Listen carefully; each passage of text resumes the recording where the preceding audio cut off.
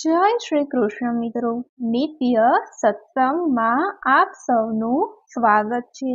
જય માં કામાખ્યા ભક્તો, આજે આપણી નિત્ય સત્સંગ ચેનલ પર આપણે એક એવા દિવ્ય, ચમત્કારિક અને રહસ્યમય શક્તિપીઠની યાત્રા કરવા જઈ રહ્યા છીએ, જેનો મહિમા સાંભળીને તમને પણ આશ્ચર્યચકિત થઈ જશો।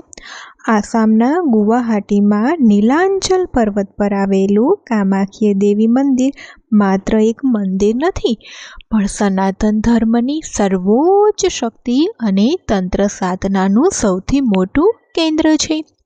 શું તમે જાણો છો કે આ મંદિરમાં માતાજીની કોઈ મૂર્તિ નથી અને અહીં વર્ષમાં એકવાર નદીનું પાણી લોહી જેવું લાલ કેમ થઈ જાય છે? તો ચાલો આજે આપણે આ જાણીએ મંદિર પાછળનું પૌરાણિક રહસ્ય। પૌરાણિક કથા અને ઇતિહાસ પ્રમાણે એકવાર રાજા દક્ષે એક ભવ્ય યજ્ઞનું આયોજન કર્યું હતું, જેમાં તેમણે ભગવાન શિવનું અપમાન કર્યું। આ અપમાન સહન ન થતાં માતા સતીએ યજ્ઞકુંડમાં અગ્નિમાં પોતાના પ્રાણ ત્યાગી દીધા હતા। જ્યારે ભગવાન શિવ માતા સતીના પાર્થિવ દેહને લઈને ક્રોધમાં બ્રહ્માંડમાં ભ્રમણ કરવા લાગ્યા, ત્યારે સૃષ્ટિને બચાવવા માટે ભગવાન વિષ્ણુએ પોતાના સુદર્શન ચક્રથી માતા સતીના દેહના 51 ટુકડા કરી દીધા। આ 51 અંગો જ્યાં જ્યાં પડ્યા ત્યાં એક શક્તિપીઠની સ્થાપના થઈ। નીલાંચલ પર્વત પર માતા સતીના યોની એટલે કે ગર્ભનો ભાગ પડ્યો હતો, તેથી આ સ્થાન કામાખ્યા શક્તિપીઠ તરીકે ઓળખાયું। આ મંદિરમાં કોઈ મૂર્તિ નથી, પરંતુ એક પથ્થરના રૂપમાં યોની ભાગની પૂજા થાય છે, જેમાંથી હંમેશા કુદરતી ઝરણું વહેતું રહે છે। ભક્તો, આ મંદિરના ચમત્કારો દુનિયાભરના વૈજ્ઞાનિકો માટે પણ એક કોયડો જ છે। દર વર્ષે અષાઢ મહિનામાં એટલે કે જૂન મહિના એવું માનવામાં આવે છે કે માતા કામાખ્યા રજસ્વલા એટલે કે માસિક ધર્મમાં હોય છે। આ દરમિયાન 3 દિવસ માટે મંદિરના પટ સંપૂર્ણપણે બંધ કરી દેવામાં આવે છે।